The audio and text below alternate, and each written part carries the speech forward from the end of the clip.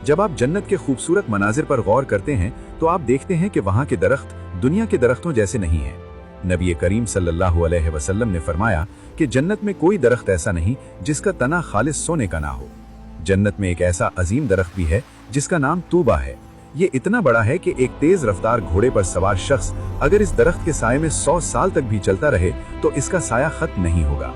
इसी दरख्त की नर्मो नाजिक कोंपलों और पत्तों से जन्नतियों के लिए रेशम और ब्रोकेट के इंतहाई चमकदार लिबास तैयार किए जाते हैं जो न कभी पुराने होंगे और न ही कभी फटेंगे।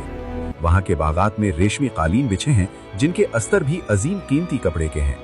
आप चलते हुए जन्नत की नहरों के किनारे पहुँचते हैं। कुरान और हदीस में इन नहरों का जिक्र इंतहाई खूबसूरती से किया गया है।